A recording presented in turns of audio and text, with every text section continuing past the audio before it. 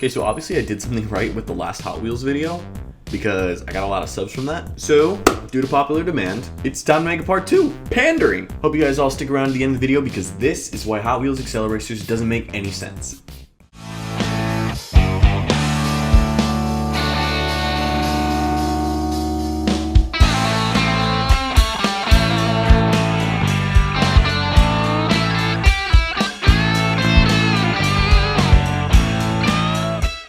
Alright, before we begin, buckle in because this is going to be a long video. Alright, so time to break down the plot of 4 individual movies, so...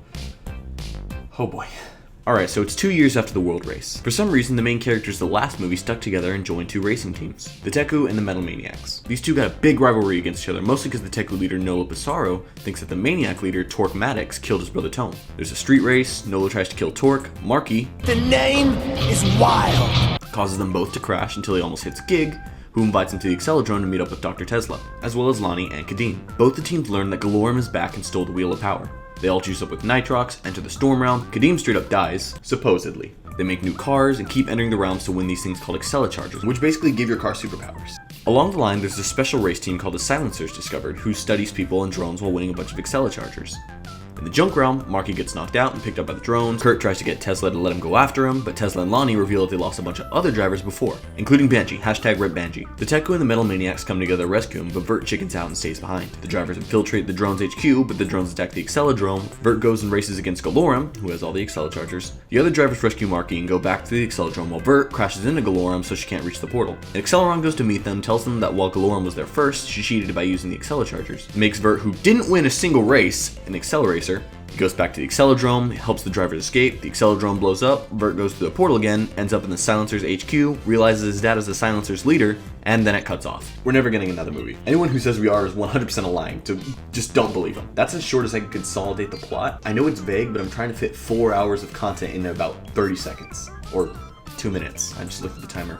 If you watched my last video, you know that the horsepowers for these cars are the square root of messed up. The horsepower figures don't make any sense, but you know, I talked about that in the last video, so if you haven't seen that, go watch it. Hint, hint. But you know, anyways, I just want to show you the numbers that I would have had to deal with because this is ridiculous. The numbers got worse.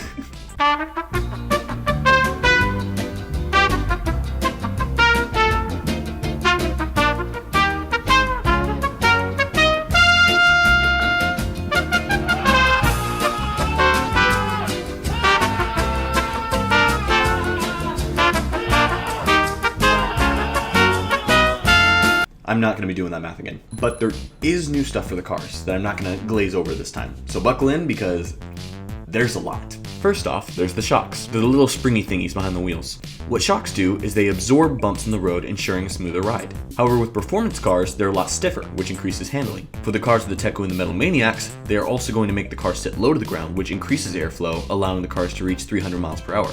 This should still be impossible with the cars, but you know, we already talked about that. Ignore that. That's done. These shocks are not meant for jumping in the least. There's a reason that the vehicles you see jumping in motorsports are so high up, and that's because the shocks need more travel distances in order to support the changing weight of the car. And yes, car weights do technically change. It all has to do with physics stuff, which I will explain right now. To make it easy to understand, think about your human knees. When you're running, you're actually putting around 5 times your weight on your knees versus when you're just standing. This is because when you're moving quickly, there's a segment of time where both legs are in the air. When you land, all the weight is being pulled down by gravity, increasing the speed and the force of the leg hitting the ground, making you, quote unquote, heavier.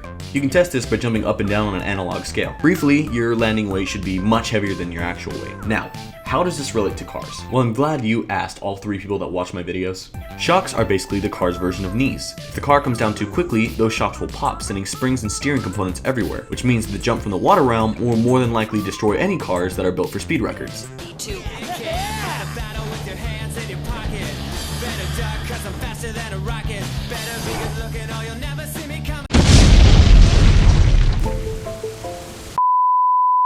And you can't tell me that's because of Tesla's engineering because the drivers made their cars. Spinebuster's my car! Speaking of drivers, one thing you'll notice is that the Teku, specifically Shirako Takamoto, drift through a lot of the turns while the Metal Maniacs tend to stick to the driving line. Don't get me wrong, drifting is an art form, but compared to the driving line, it's a lot slower. For those of you who don't know, a driving line is the route through a track that keeps you at the highest speed possible while still being in control. This can actually be seen in the junk realm when the drivers need to hit the apex. Drifting, on the other hand, is when you turn your car sideways through a turn, forcing your car to skid. While some of the best drifters can maintain speed through a drift, most will actually lose speed. In fact, drifting is only truly useful when there's extremely tight corners. You know, like Taro in the Metro realm going up that tower thing.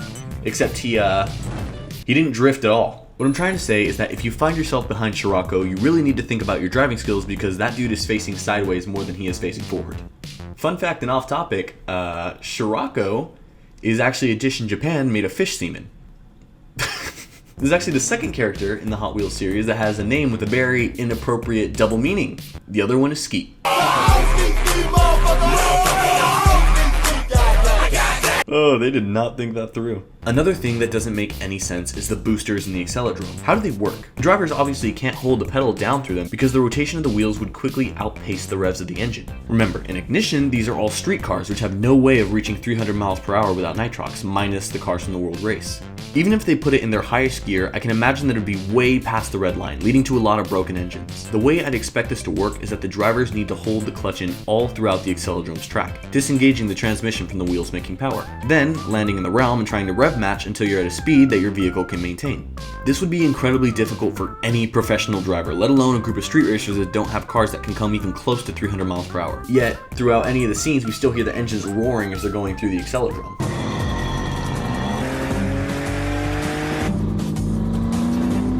On top of that, the boosters are quite obviously on the sides of the cars. This doesn't matter so much for the cars as it does for the motorcycles, where the driver's legs are on the sides of the bike, and honestly, Scirocco, Vert, and Porkchops just should have had their legs ripped off. Speaking of 300 miles per hour, Nitrox 3.5 is just straight bull. So bullshit. All of it. Reaching a car's top speed in reverse actually has nothing to do with the horsepower of a car. It has everything to do with the transmission. If you drive a manual, you can see that you have first gear all the way to 5th or 6th gear. The higher the gear numerically, the lower the gear ratio will be. This is the same in automatics. Take a 4-speed transmission like the 700 R4. The first gear has a ratio of 3.06 to 1. This means that every time the engine turns once, the drive shaft will make 3.06 rotations, which multiplies the torque. Right now we're ignoring the differential. Well, as you speed up, the engine's going to have to work harder to increase your speed, which can be seen by the engine increasing the RPM. So you'll shift to second so that the engine can rotate slower. You'll drop to a lower gear ratio, but your car will continue to speed up because the momentum already moving it forward is working with the lower gear ratio. This is the same with every gear until you reach your last gear, aka the overdrive gear.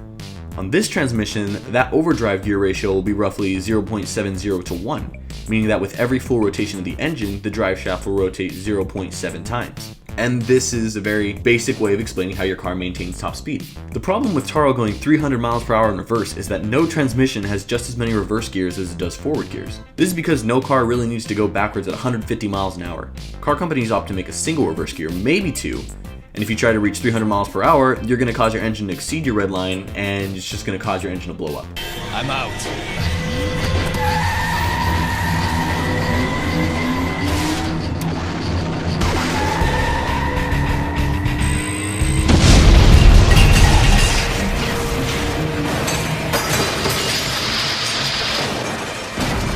Last but not least, let's talk about some of the realm's effects on the car. The first is the water realm, specifically the first segment where they're all submerged. Ignore the electronics shorting out and all that stuff. Ignore all that. What you need to realize is that engines are just glorified air pumps. Air goes into the engine, it combines with the fuel, it's compressed and lit by the spark plug, it explodes, and this makes the engine turn. The key word here is air. The car needs air to run, and a lot of it, and that air needs to come from somewhere. Sure, there could potentially be a system to take the oxygen from the water, but I don't believe that the drivers have anything like that in their vehicles. The engine would suck in water and immediately hydrolock, shutting the car down. The cosmic realm is about the same, seeing as there's generally no air in space. #monkey is an alien. However, ignoring the lack of air, a low gravity environment would also make your car next to useless after about 5 minutes of driving. This is because cars have multiple systems that utilize Earth's gravity to work right, such as the fuel tank, the oil system, the cooling system, and the brake system. Now, it'd take too long to describe all the ways this would mess up your engine, so I'm just going to talk about the oil system. The oil system is basically a big cycle. You pour it into the reservoir, it flows through the system, drops into the pan, it's sucked back in, it goes back into the reservoir, and continues the cycle. Without gravity, the oil won't drop into the pan and won't be able to flow through the engine properly, eventually causing it to heat up and possibly detonate. And that's about all the problems I could find with the Acceleracers movies. I really hope you all enjoyed. These videos are a lot of fun to make. I'm aware that I put way too much effort tearing apart a children's cartoon. Ultimately, I found it fun to just lay into it. If you like the video, please click like, subscribe, make sure you click on those notifications. That way my video actually goes out.